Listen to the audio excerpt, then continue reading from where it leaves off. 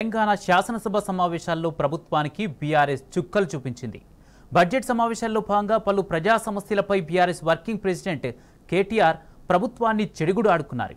కేటీఆర్తో పాటు బీఆర్ఎస్ ఎమ్మెల్యేలు అడిగే ప్రశ్నలకు లేవనెత్తిన అంశాలకు అధికార కాంగ్రెస్ నేతలు బిత్తరపోయారు. అందుకే ప్రజా సమస్యలపై గలమెత్తిన బీఆర్ఎస్ నేతలకు బడ్జెట్ సమావేశాల్లో అడుగడుగునా రేవంత్ అండ్ కో అడ్డు తగిలింది.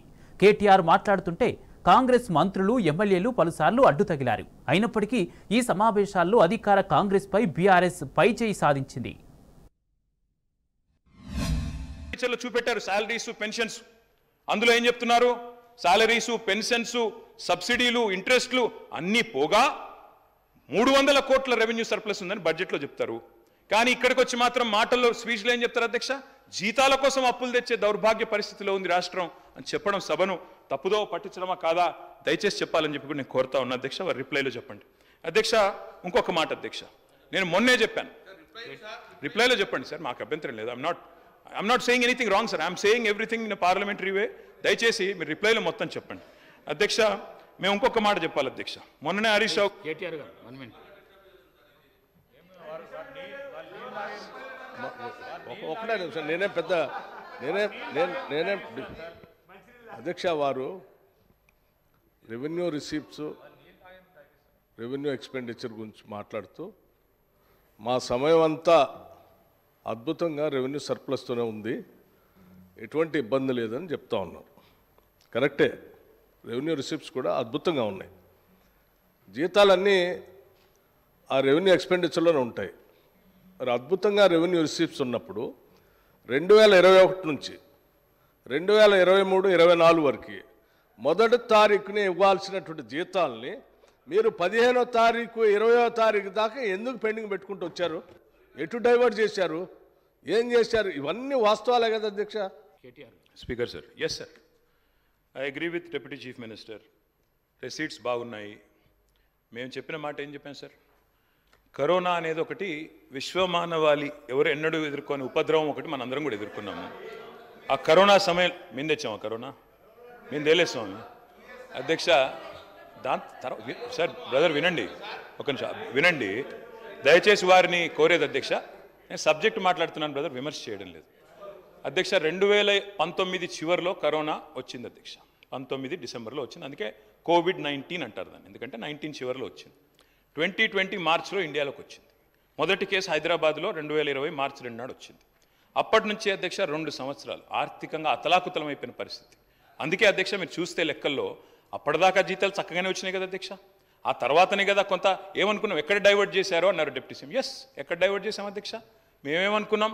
కరోనా అయినా ఆర్థిక సంక్షోభమైనా ఆసరా పెన్షన్లు ఆగొద్దు, కళ్యాణ లక్ష్మి ఆగొద్దు, రైతు బంధు ఆగొద్దు, పేదవాళ్లకు ఎస్సీ ఎస్టీ డెవలప్మెంట్కి ఇచ్చే డబ్బులు ఆగొద్దని వాటికి డైవర్ట్ చేశాం. ఉద్యోగులకు 4-5 రోజులు ఆలస్యంగా ఇచ్చి ఉండొచ్చు, మేము ఒప్పుకుంటాం, ఇచ్చి ఉండవచ్చు. కానీ మీరు కూడా దయచేసి గమనించుకోండి, సరి చేసుకోండి. ఈ రోజు కూడా బట్టి విక్రమార్క గారు నేను కోరుతా ఉన్నా, మీరు కూడా మిమ్మల్ని మీ డిపార్ట్మెంట్ తప్పుదోవ పట్టిస్తోంది. చాలామంది చిరుద్యోగులకు నిన్న హరీష్ గారు చెప్పారు, సిర్పూర్ కాగజ్ నగర్ ఎమ్మెల్యే గారు ఏం చెప్పారు అధ్యక్ష? కాంట్రాక్ట్ మెడికల్ ఆఫీసర్లు 10 నెలలుగా జీతం లేకుండా ఉన్నారు. దయచేసి మీరు కూడా రివ్యూ చేసుకోండి. విమర్శ కోసం విమర్శ కాదు. దయచేసి తమరిని కూడా నేను ప్రార్థిస్తా ఉన్నా, ప్రధాన ప్రతిపక్షం నుంచి నేను ఒక్కనే మాట్లాడుతున్నా, మాకు 35 మంది సభ్యులు ఉన్నారు. తప్పకుండా మీరు కూడా గౌరవించి మరి రాష్ట్ర ప్రజల అభిప్రాయాన్ని కూడా దయచేసి ఎల్ఏ మినిస్టర్ గారు కూడా మన్నించి రాత్రి 11:59కి బిల్లు పాస్ చేయండి, 12 లోపల పాస్ చేయండి. సవ్యంగా అన్ని కార్యక్రమాలు జరుగుతాయి కాబట్టి దయచేసి టైం ఇవ్వండి అధ్యక్ష. ఐ రిక్వెస్ట్ యూ అధ్యక్ష. అరిచేతిలో వైకుంఠ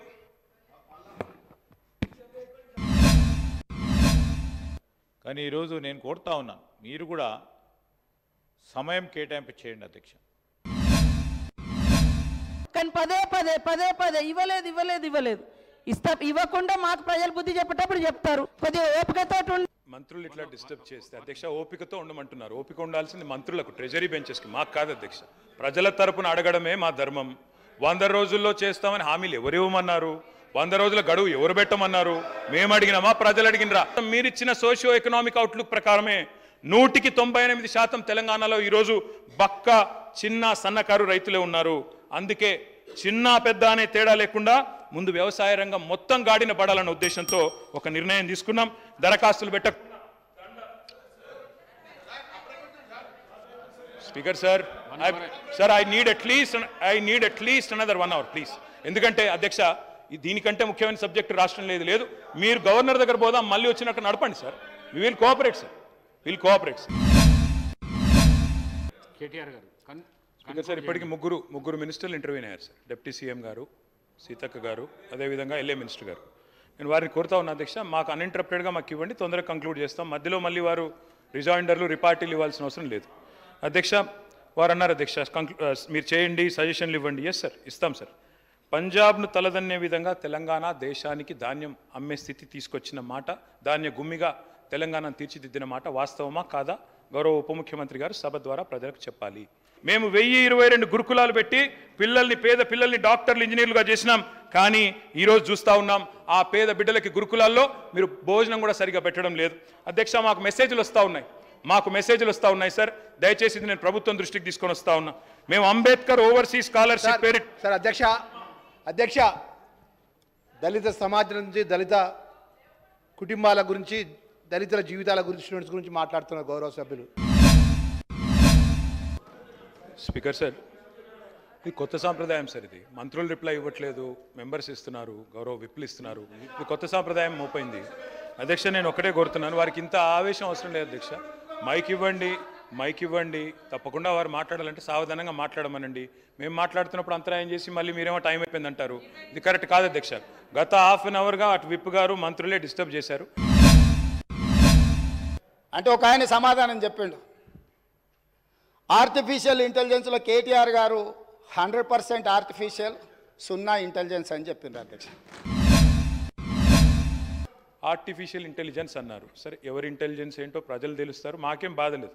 మేము కొంత చదువుకుని వచ్చినాం అధ్యక్ష. మా నాన్నగారు చదివిచ్చారు. నేను 2 మాస్టర్ డిగ్రీలు చేసిన. పూణేలో రాహుల్ గాంధీని అంటున్నారా, ఎవరిని అంటున్నారు? సరే, పూణేలో నేను మాస్టర్స్ చేసిన బయోటెక్నాలజీలో. తర్వాత న్యూయార్క్ MBA చదువుకున్నా. అంతో ఇంత చదువుకున్నా, ఉద్యోగం చేసిన. గుంటూరులో కూడా ఇంటర్మీడియట్ చదువుకున్నా. సరే, నేను అంతటా చదివినా. సరే, నేను చదువుకున్నా, సర్టిఫికేట్లు చూపెట్టే పరిస్థితి నాకు ఉంది. వాళ్ళు ఎక్కడ చదువుకున్నారో తెలియదు, ఏం చదువుకున్నారో తెలియదు. నేను మాత్రం చదువుకున్నా, కష్టపడ్డా, ఉద్యోగం సంపాదించుకున్నా. అదే ఉద్యోగం ఇది ఇండియాకి వచ్చినా.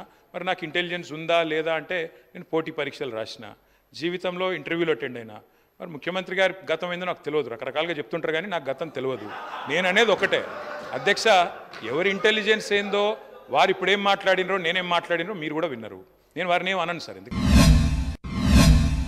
ఏ రూల్ అప్లై చేసినా తెలంగాణ ప్రతి ఉద్యోగానికి నాకు అర్హత ఉంది అధ్యక్ష. గుంటూరులో చదువుకున్న వాళ్ళకి అర్హత ఉందో లేదో తమరే చెప్పండి అధ్యక్ష. స్పీకర్ సార్, సరే నేను గుంటూరులో 11th 12th చదివినా, విజ్ఞానంలో చదివినా, రత్తయ్య గారి దానిలో చదివినా. అన్నీ నేను దాస్తలేను కదా రేవంత్ రెడ్డి గారు. కానీ గుంటూరులో చదువుకుంటే అధ్యక్ష గవర్నమెంట్ ఉద్యోగానికి అప్లై చేయలేను. ప్రైవేట్ రంగంలో ఉద్యోగాలు సంపాదించుకున్నా. ప్రైవేట్ రంగంలో ఆ పాబంద్యం లేదు. గవర్నమెంట్ రంగంలో 610 జీవో, ప్రైవేట్ రంగంలో 610 జీవో వర్తించదు రేవంత్ రెడ్డి గారు. దయచేసి ఇక ఆ పర్సనల్ విషయం వారిలాగా నేనేమి ఇట్లా అనలేదు అట్లాంటి పనులు ఏం చేయలేదు. నేనేమంటున్నా అంటే అగౌరవంగా నేను మాట్లాడలేదు. I have the composure and dignity to address the Honorable Chief Minister as Chief Minister. He was a friend. నేను సూటిగా అడిగిన ప్రశ్న, మీరు సిరిసిల్ల చేనేత కార్మికులతోని నేయించలేదు, సిరిసిల్ల కార్మికులకు ఇవ్వలేదు పని, సూరత్ నుంచి కొనుగోలు చేసినని నేను నిర్దిష్టమైన ఆరోపణ చేస్తున్నా. మొదటి సంవత్సరం ఆర్డర్ ఇచ్చినప్పుడు మీరు చెప్పింది పాక్షికంగా వాస్తవం. ఏమైంది? ఆర్డర్ నిర్ణయం లేట్గా తీసుకున్నప్పుడు ఏమైంది? మరి ఈసారి మనం మొత్తం వీడికెళ్ళి సిరిసిల్లకి వెళ్ళి చేయలేము, కొంత మేరకు అవసరమైతే బయట నుంచి, ఎందుకంటే 1 కోటి చీరలు తేవాలి. 1 కోటి చీరలు అక్కడ ఉన్న మగ్గాల మీద మొత్తంగా మొదటి సంవత్సరం నిర్ణయం తీసుకోవడంలో జాప్యం జరిగింది. కాబట్టి కేవలం మొదటి సంవత్సరం మాత్రమే కొంత ఆర్డరు బయట నుంచి తెప్పించిన మాట మొదటి సంవత్సరం మాత్రమే. సూరతే కావచ్చు, అది టెండర్ పిలిచిన. దయచేసి మరి కేటీ రామారావు గారి డిబేట్ని కంక్లూడ్ చేసి ఇతర సభ్యులకు అవకాశం ఇవ్వాలని కోరుతా ఉన్నాం. కేటీఆర్ గారు, సీఎం గారు ఇంకా ఇంటర్వ్యూ అయ్యి క్వశ్చన్స్ అడగకపోతే నేను నా సబ్జెక్ట్లో నేను ఉంటుంటే వారు అడిగినరు, వారు దాదాపు 10 గంట మాట్లాడినరు. కాబట్టి తప్పలేదు సార్. అధ్యక్ష నేను కంక్లూడ్ చేస్తాను. ఆటోల కార్మికుల పేరు మీద ఒక మాట తీస్తూ ఉన్నారు. మీకు బస్సుల్లో మహిళలు ప్రయాణం చేయడం ఇష్టమా లేదా? కేటీఆర్ గారు కన్క్లూడ్ చేయండి మీరు. Yes sir, conclude. అధ్యక్ష నేను ఏం చెప్పాను అధ్యక్ష, గౌరవ ముఖ్యమంత్రి గారు గతంలో ప్రతిపక్ష నాయకుడు మాట్లాడి రైతులు 200 మంది చనిపోయారంటే మీరు లిస్టు పంపండి, నేను వెంటనే సాయం చేస్తాన్నారు. మేము లిస్టు పంపాం, ఇప్పుడు కూడా ఇచ్చాం ముఖ్యమంత్రి గారు. 383 మంది రైతులు ఇప్పటి వరకు కాంగ్రెస్ ప్రభుత్వం వచ్చిన తర్వాత చనిపోయారు, ఆత్మహత్య చేసుకున్నారు. నేతన్నలు ఇప్పటికి 15 మంది చనిపోయారు, ఆ లిస్టు కూడా పంపించాను.